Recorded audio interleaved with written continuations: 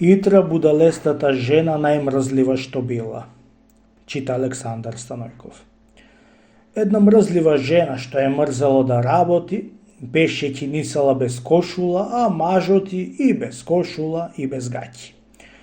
Мори оти не работиш, жено, Господ да ти платит, ја велел мажот je. Не гледаш што ти кинисав со гол газ? Ами кој ти е кабајет бре домаќине која не носиш коноп да клам платно? Му рекла жената. Нападнат пустио мажот жената за неносењето коноп, отрчал в чаршија и купил една кијаница конопта и ја донесол на жената. На ти мори жено коноп, ја рекол мажот je, што ми велиш коноп да купам. По една кијаничка коноп ќе ткајме платно, му рекла жената. Море, конопа мажу требат, со прдеш боја, не се вапсуват. Ката ден треба да носиш по една кијаница, па така да можам јас да ткам платно. Разбра, али не разбра што ти рече домаќинка ти. Еве катаен мори жено, ќе ти носам по една кијаница, де да видам што ќе ја квачиш, ја рекол мажот. Море, ќе те моча песо, беше си рекла сама со себе, колку ќе ти ткам јас тебе платно. Зела кијаницата коноп и ја врлила зад бочва в килер. Доколку кијаници беше ја донесол мажот на пуста жена, сите беше и врлила зад бочва. Мори, камо го жено платното што ќе го ткаеше, дали уште не ја испрде конопта пуста? Трај, мажу, трај да наишрај, тните во вреќа не влегоа, до што се стегаш? Утре, дај Боже здравје, утре ќе го снувам платното во двор и други ден готово ќе бидит, а по други ден, еве ти кошула домаќине.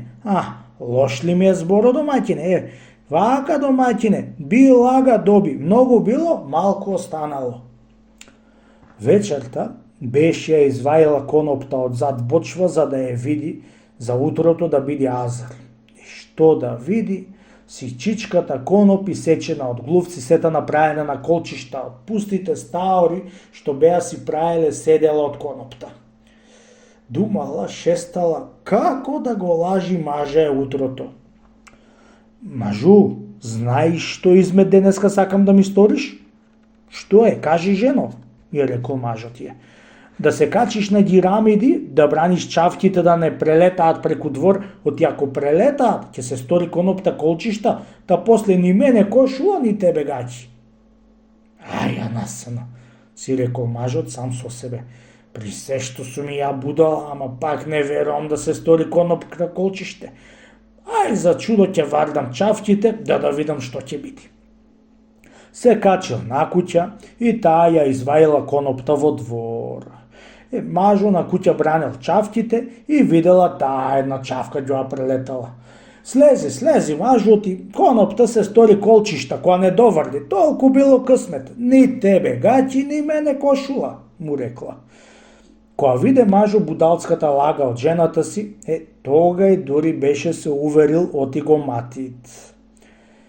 Ја чекај да види таа што ќе му направам на шутава и мрзливава жена моја, си рекол сам со себе и по некое време ја зел со себе за да оид на гости кај татка е. Ја повел по себе еден ден за да одаат на гости и дошле до полпат, та застанале под едно големо дрво. Снег имало и времето студено било. Беше наставил мажот еден човек за дрвото како арамија да биди и туку беше му излегол од зад дрво, та беше ја слекол кошулата и намажал кожу, та беше ја оставил под дрвото и беше се качил на дрвото да треси од гранките снег. Кој треси мажу снег? Пилето, жено, пилето, ја велел.